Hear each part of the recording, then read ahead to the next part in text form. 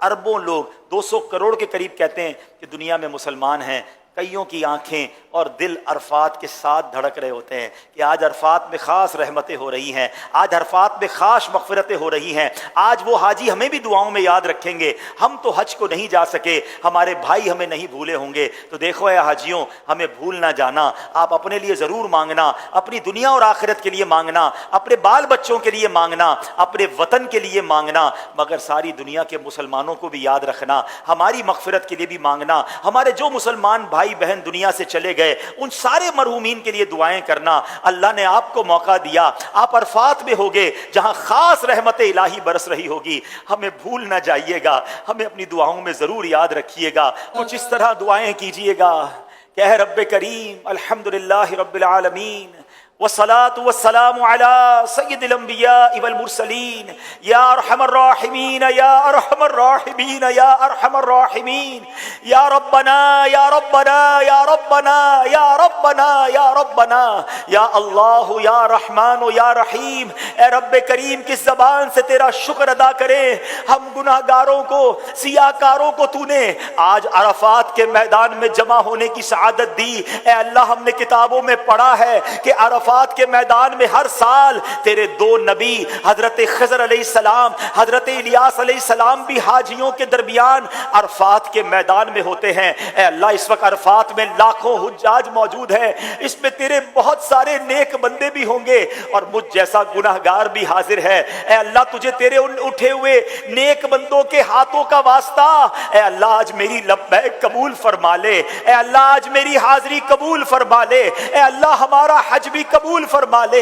اے اللہ تو نے ہمیں تیرے نبی کے ذریعے، حدیثوں کے ذریعے یہ وعدہ ملا ہے کہ آج عرفات کے میدان میں جو لوگ حج کے لیے حاضر ہیں وہ گناہوں سے ایسے پاک ہو جائیں گے جیسے ماں کے پیٹ سے پیدا ہوئے ہیں۔ اے اللہ ہمیں بھی گناہوں سے پاک فرما دے۔ دکھلایا عرفات کا منظر، یہ بھی کرو ہے، یہ بھی کرو کر، یہ بھی کرو ہے، یہ بھی کرو کر، بخش دے ہر حاجی کو خدا، بخش دے ہر حاجی کو خدا، یا اللہ میری جھولی بھر دے، یا اللہ میری جھولی بھر دے،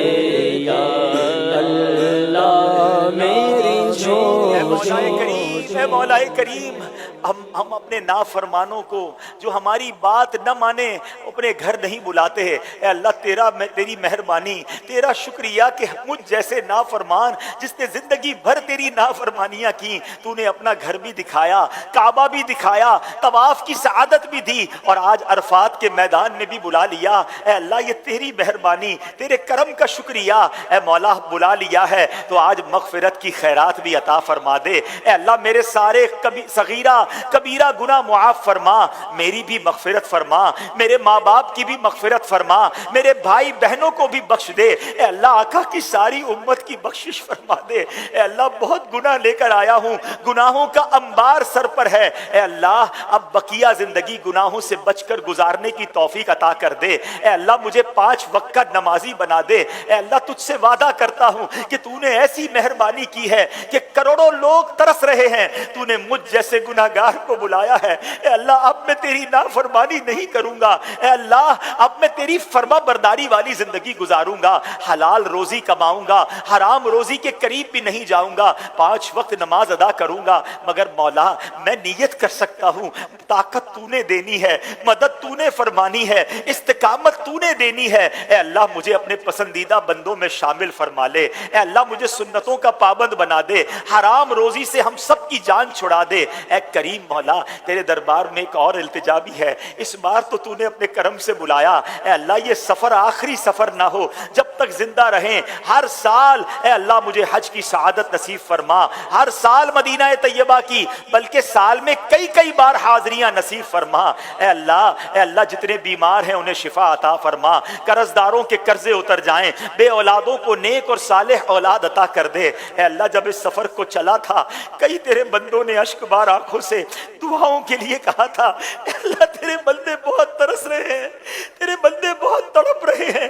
اے اللہ جو تڑپ رہے ہیں، جو ترس رہے ہیں، جو مچل رہے ہیں، اے اللہ انہیں بھی کعبہ دکھا دے، انہیں بھی حج کی سعادت عطا کر دے، آئندہ سال انہیں بھی عرفات کی حاضری عطا فرما، بار بار انہیں بھی مدینہ دکھا دے۔ اے اللہ ہمارے وطن عزیز پاکستان کی بھی خیر فرما، ساری دنیا کے مسلمانوں کی خیر فرما، عالم اسلام کا بول بالا فرما۔ اے اللہ میری جان، مال، عزت، آبرو، دین اور ایمان، آل اور اولاد کی حفاظت فرما۔ اے اللہ ہماری دعوت اسلامی کی خیر فرما، ترقیاں اور عروج عطا فرما، ہمارے امیر اہل سنت کی خیر فرما، تمام علماء اور مشائخ اہل سنت کی خیر فرما۔ بس میرے پیارے اسلامی بھائیوں کچھ اس انداز سے مانگتے رہیے گا۔ یہ بھی بتا دوں کہ اللہ کی بارگاہ میں دعا ضروری نہیں عربی میں مانگی جائے، اچھی بات ہے اگر عربی کی دعائیں یاد ہوں، ورنہ اردو میں بھی، بلکہ آپ اپنی مادری زبان میں بھی دعائیں مانگ سکتے ہیں۔ بس کسی بھی زبان میں مانگیے، وہ تو دلوں کے حال بھی جانتا ہے، بس مانگتے رہیے گا۔ آپ یہ سوچ لیجئے گا کہ ایک بہت بڑا خزانہ سامنے پڑا ہے اور کسی کو کہا جائے جتنا بھرنا ہے بھر لو تو اس کا جی نہیں بھرتا، وہ چند سکے اٹھا کر، چند جواہرات اٹھا کر صبر نہیں کرے گا، وہ کہے گا ابھی وقت باقی ہے اور اٹھا لوں، ابھی وقت باقی ہے اور اٹھا لوں۔ تو غروب آفتاب میں جتنی بھی دیر باقی ہو بس آپ مانگتے رہیے گا، آپ التجائیں کرتے رہیے گا اور یہ سوچئے گا کہ رحمت کی بارش ہو رہی ہے، میں جتنا نہا سکتا ہوں نہا لوں، جتنا لوٹ سکتا ہوں لوٹ لوں۔ اور حاجیوں ایک اور بات بھی یاد رکھنا، دیکھو ہمیں نہیں معلوم ہم آئندہ سال آ سکیں یا نہ آ سکیں۔ پچھلے سال کئی لوگوں نے حج کیا جو اس سال شاید نہ جا پائیں، بلکہ ہو سکتا ہے وہ دنیا میں ہی نہ ہو، کیا معلوم ہمارا یہ سفر بھی آخری سفر ہو۔ اور یہ سوچ کر مانگنا کہ ہو سکتا ہے میرے مرنے سے پہلے اللہ نے مجھے ایک چانس دے دیا ہے، مجھے موقع دے دیا ہے کہ مرنے سے پہلے مغفرت طلب کر لو۔ تو بس دل جمعی کے ساتھ، خوش دلی کے ساتھ، رقت قلبی کے ساتھ خوب آپ نے دعائیں کرنی ہیں اور غروب آفتاب تک مانگے جانا ہے۔